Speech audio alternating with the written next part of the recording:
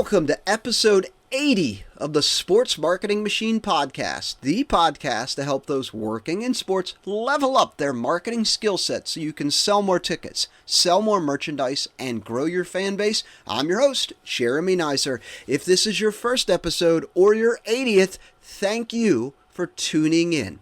Today, we're going to be discussing what first-party and third-party data is, compare the two benefits, and how both of these can benefit teams. First, let's talk about what first-party data is. First-party data is data collected directly from your audience or your customers. It is owned and controlled by your team or university. It's gathered through direct interactions with your fans. So let me give you a few examples. Ticket sales data, that's first-party data. You've got purchase history, seat preferences, frequency, how much money they're spending. All of that you own, and it's first-party data. No one else knows this except for you, and it's part of the data that you're collecting already with your fans. If you're doing fan club memberships, so the sign-up information, engagement levels, those types of things, that's first-party data. Anything with your website, and if you've got a mobile app, some of the interactions there, like page views, clicks, time spent, so forth, that's first-party data. Website visitors, that's first-party data. Email marketing engagements, so this is your open rates, click-through rates, conversions, and so forth, first-party data. Any in-stadium purchases, like concessions, merchandise, parking, or in arena, any of those things, that's first-party data. Fan surveys and feedback forms, season ticket holder information, all of that, that is first-party data. Anything that you have collected from your own digital properties and offline touchpoints is first-party data. Now, there is a little bit of some gray area with social media, and I'm going to go through a little bit here. So first-party data, follower accounts on your social media pages, that's first-party data. If anyone sends you a DM, a direct message to your account, that is first-party data. Any information from social media, lead generation, campaigns that you're running, or forms or what have you. So if you're running a campaign, getting people to sign up for something on social media, that right there is first-party data. All right, so what are the benefits of first-party data? It is highly accurate and very reliable. First-party data comes directly from your friends and your fans, making it the most accurate and up-to-date information available. So if you're sending out a post-game survey saying, hey, how was your experience? And a fan shares with you, the parking lot was a mess and the hot dogs were cold. That is highly accurate. It is very up-to-date, very relevant right then and there. It's going to help you be able to make changes and updates based on what fans are saying. So no one else has that information. It's your information, and that's first-party data. So direct fan relationships is another great one as well. It allows you to build such a stronger, more robust personal relationship with your fans because you have first-party data. You own the privacy control. So unlike Meta and some of these other ones where someone could potentially hack into it, you own all of these. Maybe you have them stored in some sort of database or your ticketing software or what have you. All of that is belonging to you and you alone. So you control the privacy regulations. It's actually pretty inexpensive first-party data in comparison to third-party data, and let me explain. So let's just say you've got a collection system in place. You're doing enter to wins or what have you during your games. The ongoing costs are minimal in comparison to going out and purchasing third-party data, so it's very cost-effective. And as I mentioned before, you have unique insights that you could really make really quickly, just like that parking situation and the hot dogs were cold. The data provides you exclusive insights into your fan base that competitors simply don't have this access to. So I love first-party data, and I am a strong, very bullish on going out there and collecting as much information about your fans because you own it. So let me give you some use cases here. Me as a data guy, use cases are very simple. They can be very complex, but let's just break it down in very simple, easy to use terms from first-party data. So fan segmentation. You can really slice and dice your fan data however you'd like. I want to slice it up and see fans who've been to multiple games, who spend a certain amount of money, who only come to these type of promotions. However you want to do it, you can slice and dice your fan segmentations however you like, and because you own it, it's a lot easier. That allows you to create personalized marketing campaigns. You can tailor messages based on an individual fan and their data that will significantly increase engagement and conversion. So if you're sending an email to a fan that says, "Hey, dear John," or "Hi John, notice that you've been to 3 games this season. We have these 4-game mini plans. All you have to do is buy one more." Like, that's going to get you more engagement and more conversions than if you just said, "Hey John, we have these specific game plans, blah, blah, blah, blah, blah," right? Because you're tailoring and you're being very personalized with the data, it's going to lead to higher conversions and better engagement with your fans. And then, as I mentioned earlier, you can turn fan data and fan behavior into turning into a better game day experience. So let's just say those hot dogs were cold in the first half. Well, now you can make announcements in the second half and say, "Hey, all fans, because of the hot dogs being cold in the first half, all hot dogs are half off in the second half." I'm just using that as an example, but you have the ability to be able to make changes quickly and with so much relevance for fans that they can respond quickly to it themselves, making it better for you and better for the fan experience. All right, now it's time to dig into what third-party data is. Third-party data is data collected by entities not directly related to your organization. This means that you purchased it or acquired it from an external source. So maybe you went out and you bought a list, and these are new home buyers, or maybe you're using some audiences instead of the Meta platform. All of those is third-party data. So social media platforms, you could even get public records or some of those data brokers that I was just talking about. That's third-party data. This allows you to target specific things like demographic information, age, gender, income, education, those types of things. Psychographics, so interests, lifestyles, values. You've probably ran meta ads before, Facebook or Instagram, that says, "Hey, I want to target all baseball fans or people who are St. Louis Cardinals or hockey fans." That right there is psychographic information that falls into the bucket of third-party data. A lot of social media activity and interests beyond team-owned accounts. That's third-party data. Third-party data is also TV viewing habits and sports consumption, location data, travel patterns. All of that's third-party data because you as a team are not collecting that. Financial information, credit scores, those types of things. Technology use, if they're using on smartphones or desktop, those things, and even public records. Hey, I want to target people that have multiple businesses in the town, try to sell them a sponsorship, something like that. All of that is third-party data. So let me give you a little bit more context on the social media side like I did on the first-party data. Third-party data in social media, likes, shares, comments on your post, that's third-party data. Demographic information about your followers provided to you by the platform. So you get in the back of Meta or Instagram that says, "Hey, most of your fans live in this specific area." That right there is third-party data. Engagement rates on other analytics, social media platforms like TikTok. Hey, I'll tell you, hey, how many people are viewing my video, engagement rates, and so forth. That's third-party data. Any data about user behavior or interests that takes place on that social media platform that they collect and they provide it to you, third-party data.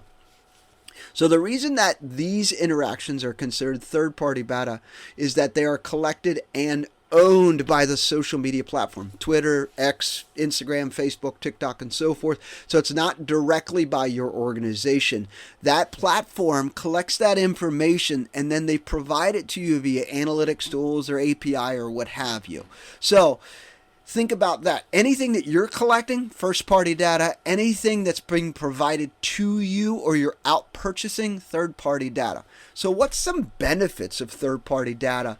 I mean, there's a lot of opportunity from a targeting perspective on the ads. That's definitely a benefit. So broader context and insights.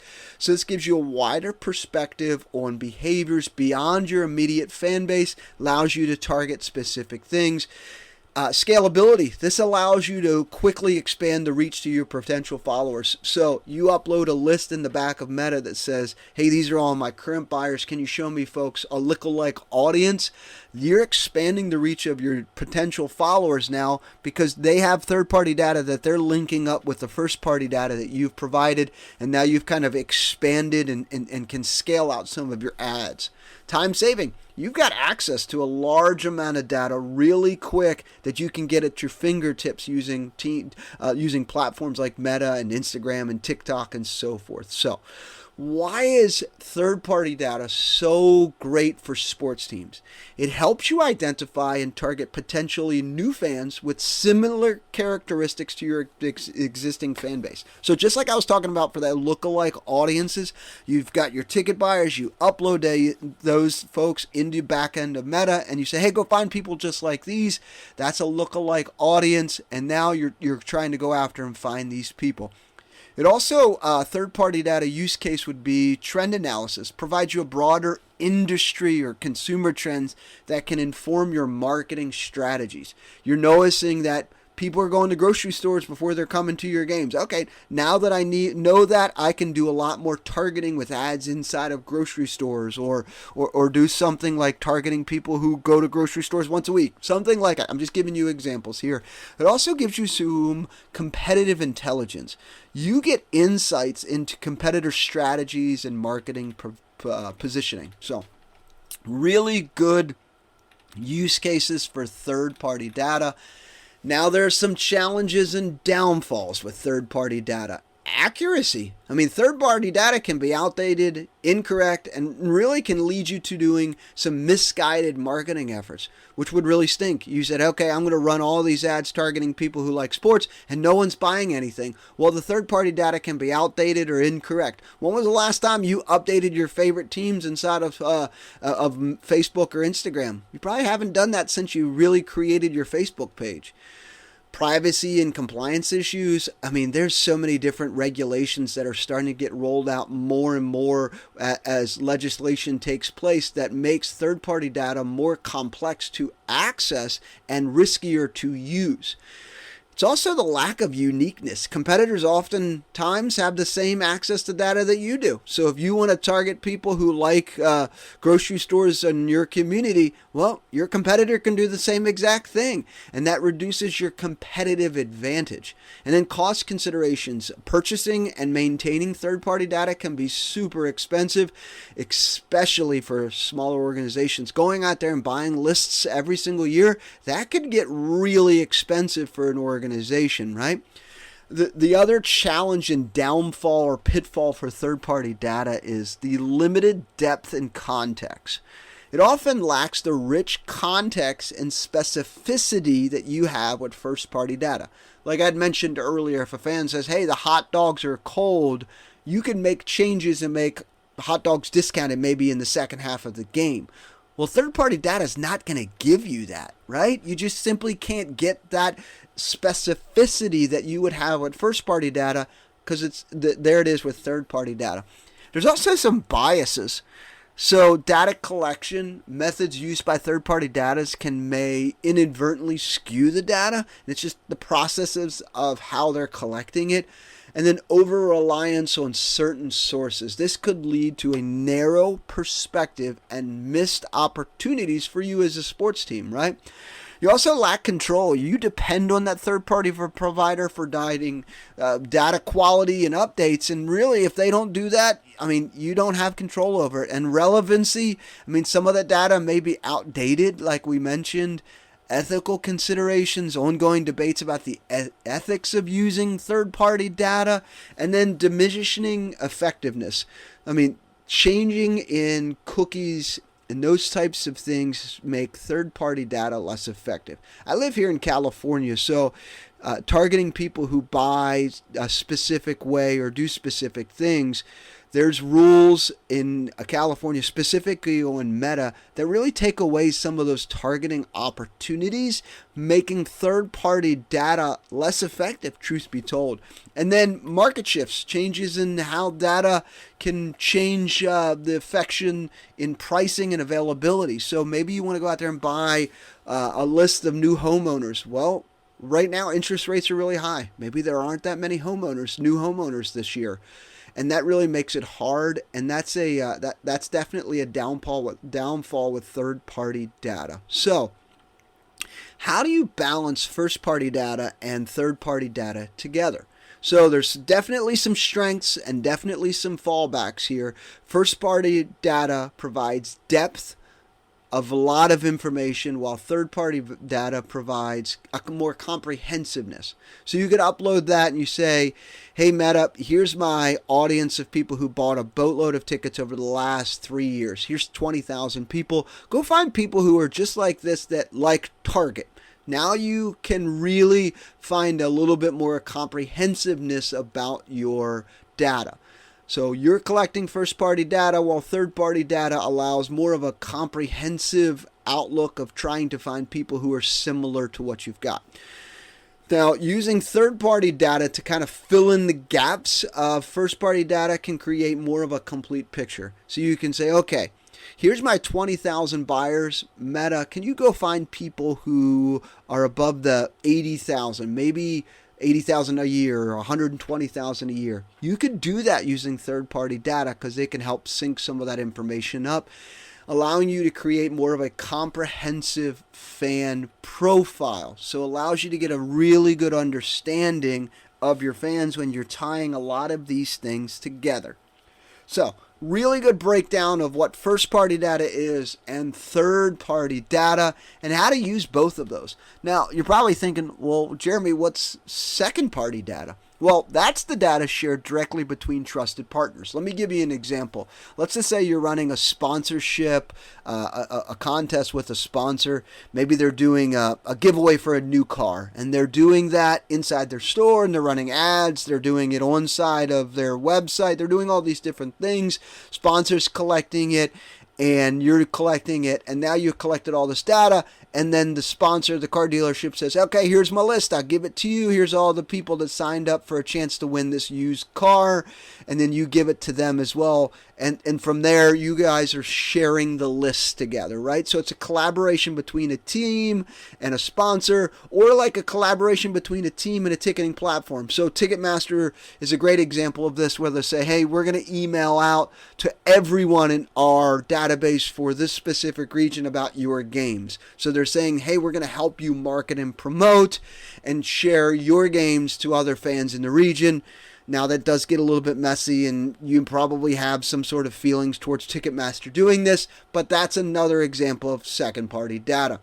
So there are some benefits, gives you really good opportunities here to be able to get some first-party data and some second-party data from your sponsors. It really helps, right? So just a great opportunity there, but that gives you some insight of what second-party data is. So if I was a marketing director for a sports team right now, what am I going after? First-party data, numero uno. I would focus on high-quality first-party data. Prioritize collecting and using first-party data direct from fan interactions.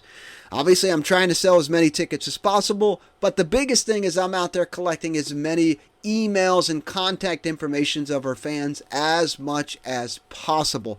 Going out there trying to collect, oh, how often are you buying?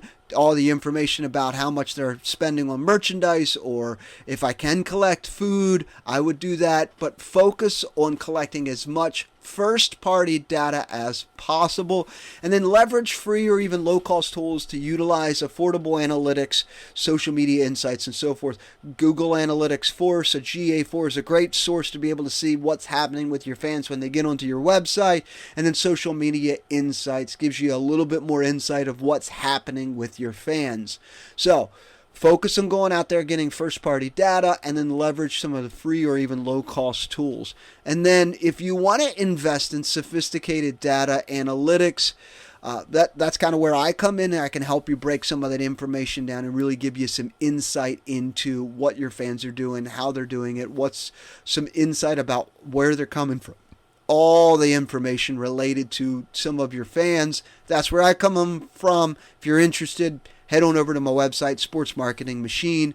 But that if you're just getting going here and you're new marketing folks and you're trying to grow it, or you're trying to figure out how you should focus on specific things, step 1 and step 2, focus on getting as much first-party data as possible, and then leverage those free or low-cost tools, and then integrate with some other multiple data sources. So maybe you're getting some insights from your ticketing software, maybe you're getting some insights from your email marketing. All of those things help you make some better decisions on your marketing.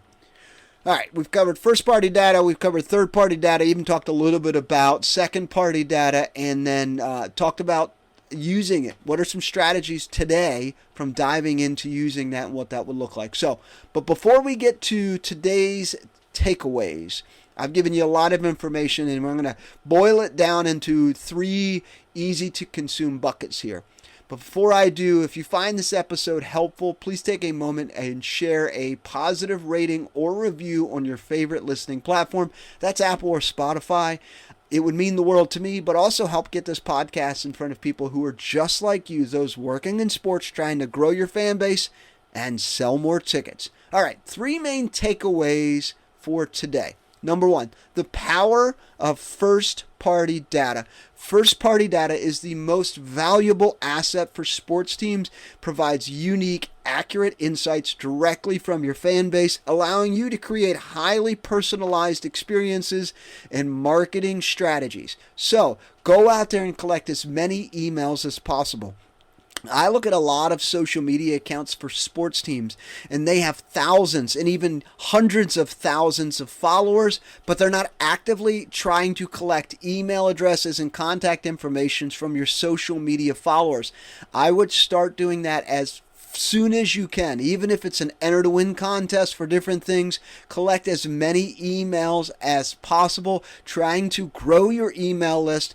But if you think about it, Facebook owns it, Instagram, TikTok, all of those folks own their channels, and they're not giving you the email addresses of the people, but there's thousands of those on there. So the faster and sooner you can start running campaigns to collect more email addresses on your social channels, I would start doing this, as this is going to improve your conversions, improve your fan experience, improve your loyalty, and ultimately your revenue.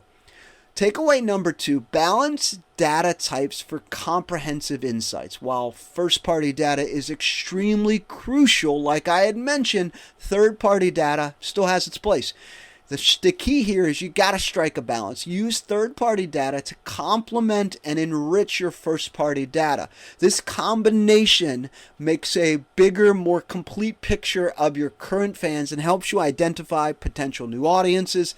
And this leads to more effective marketing strategies and better business decisions. If you could dig in and see that the majority of your fans shop at X grocery store, and you can prove that, you can easily go to that grocery store and say, hey, my fans shop at your grocery store. You should be marketing and sponsoring our team so that you have signage and are constantly in the minds of our fans. If you can prove that to your fans by using first-party data and third-party data, it's just going to make you way more money and make the team more money, help you target better. So balance the data types for really comprehensive insights and how you're putting it all together. And number 3, main takeaway from today's episode, prioritize fan privacy and trust. As data becomes increasingly important for sports teams, so does the responsibility how to handle it ethically. So prioritize your fan privacy by being transparent about how you're using it, and give fans control over their information, not just compliance. It's about building trust. Teams can effectively communicate the benefits of data sharing while respecting fan privacy, and you're going to have an advantage by building a better long-term fan relationship when you explain to them, hey, here's how we're going to use your data. We may use it to target you with email marketing. We may use it on social media channels, but we want to be able to keep information about our team in front of you, and it's relevant, and it's something that you may be enjoying. If you're upfront and honest with teams about how you are using their fan data, you're going to build a lot of trust. But the biggest thing here is you've got to be able to have a plan in place of how you're protecting your fan data. So if you appreciate today's episode, as I mentioned before, just take a moment and share a positive rating or review on your favorite listening platform like Apple or Spotify. If you're curious who I am and what I do, my name is Jeremy. I help sports teams and sports organizations transform complex fan data into clear, actionable strategies that help you sell more tickets, increase your revenue, and lower your marketing costs. Until next time.